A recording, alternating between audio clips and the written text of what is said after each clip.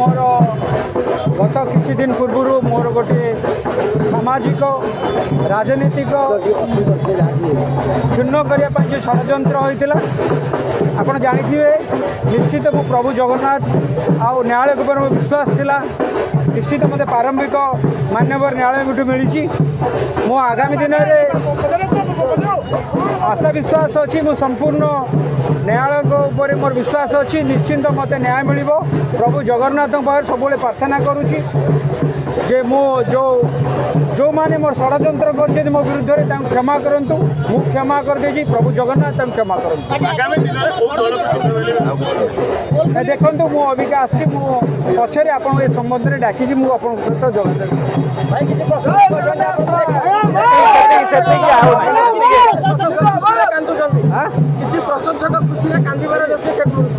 सहित देखो मत गुड़ा दिन है देखी ना निश्चिंत से मन में गोटे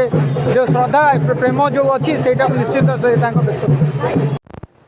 पूर्वाह्न जो विचार संगोष्ठी हम आपण मैंने गणमाध्यम प्रतिनिधि भाव में परिचय नुह जड़े सनातनी हिंदू भाव में उपस्थित रही जगत गुरु प्रश्न पचारत संध्यार जो भारी सभा हम मैदान में हजार हजार श्रद्धालु भक्त हिंदू मानू नहीं से सभा को आपण मैंने कवरेज करूँ सभा पर जगत गुरु को आप प्रश्न पचारत आपण मन जो सन्देह अच्छे हिंदू राष्ट्र को लेकिन निश्चित भाव जगत गुरु तार उत्तर आपण मान रखिए आपण मैंने दुईटा कथा पाइबे आपण मैंने आम समस्ते आग होचे ओडिया समस्ते सनातनी हिंदू तापर पेशार आप सामाजिक गणमाध्यम वैद्युतिक गणमाध्यम छापा गणमाध्यम तेणु सनातनी हिंदू ता धर्मर धर्मगुरु को अति निकटू दर्शन कर शुण यहाँ आम समस्त भाग्य नुहे कि गुरु मु इंजीनियर प्रशांत आचार्य पीठ परिषदर महासचिव भाव दायित्व तुलाऊँगी गुरुजी मार्गदर्शन में आपण मैंने समस्ते जानी खुशी हे जे महाहिंदू अधिवेशन 26 तारीख दिन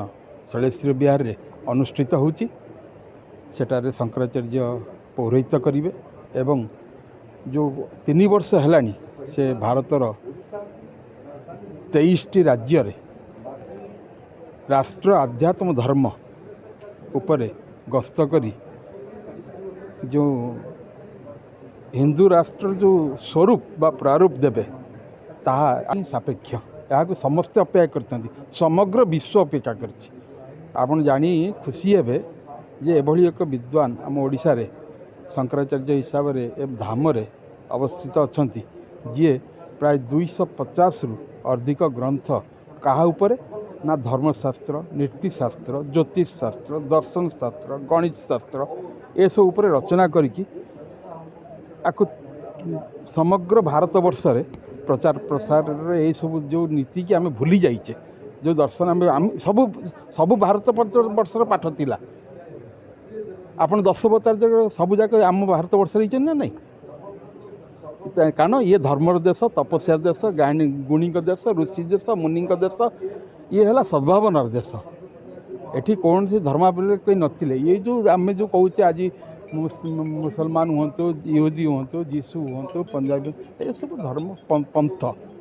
अनेक संथ अनेक पथ जो अनेक संथ अनेक पथ तेणु किंतु समस्त सर्वोच्च गुरु हेले धर्म शंकराचार्य से जहाँ कहे आमर कौन कहला मंदिर रे जे यहाँ पचारि रीतिनीति कर द्वंद्व उपजिले निर्णय सर्वमान्य।